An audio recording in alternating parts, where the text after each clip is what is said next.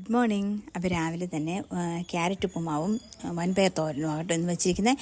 അപ്പോൾ ക്യാരറ്റിന് വേണ്ടിയിട്ട് പാൻ ചൂടായി എണ്ണയിട്ട് കടുകിട്ട് വറ്റൽമുളക് ഇട്ടു, ക്യാരറ്റ്, സവോള, ഇഞ്ചി, പച്ചമുളക് ഇതെല്ലാം ചെറുതായിട്ട് അരിഞ്ഞത് ഇതിലേക്ക് ഇട്ടതിന് ശേഷം ഒന്ന് വഴറ്റി ഒരു ബൗൾ തേങ്ങയും കൂടി ഇട്ട് കൊടുത്തു കേട്ടോ.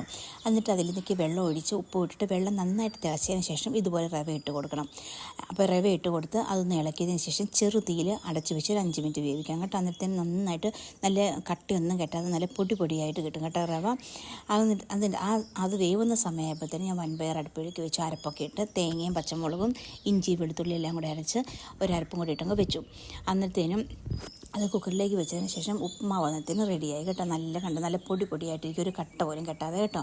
അങ്ങനെ അടുക്കളയിലെ പണികളെല്ലാം കഴിഞ്ഞ് ക്ലീനിങ് എല്ലാം കഴിഞ്ഞ് പിന്നെ പതിവ് പോലെ എൻ്റെ അടിക്കലും വാരലുമായിട്ട് ഞാൻ മുൻവശത്തേക്ക് പോയി. എന്നിട്ട് അതെല്ലാം കഴിഞ്ഞതിന് ശേഷം 4 ആയപ്പോഴത്തേനും അവൻ പറഞ്ഞ് എന്നെ വിളിച്ചേൽപ്പിക്കണമെന്ന് പറഞ്ഞാൽ രാവിലെ പഠിക്കാനായിട്ട്. അങ്ങനെ അവനെ പഠിക്കാനായിട്ട് വിളിച്ചേൽപ്പിക്കുകയും ചെയ്തു. അങ്ങനെ അതെല്ലാം കഴിഞ്ഞ് ഞാനൊരു ചായ കുടിച്ചു. അവന് കാപ്പി വേണ്ടെന്ന് പറഞ്ഞു. അങ്ങനെ കാപ്പിയെല്ലാം കുടിച്ചു. ഞാൻ എൻ്റെ പള്ളി പോകാനായിട്ട് ഞാൻ തേച്ച് എൻ്റെ കുളിയെല്ലാം കഴിഞ്ഞ് ഞാൻ പള്ളിയിൽ പോയി. പള്ളി കഴിഞ്ഞ് തിരിച്ചു വന്ന് ഞങ്ങൾ എല്ലാവരും കാപ്പി കുടിക്കാനിരുന്നു. അങ്ങനത്തെ വ്ളോഗും തീർന്നു. Tata bye bye.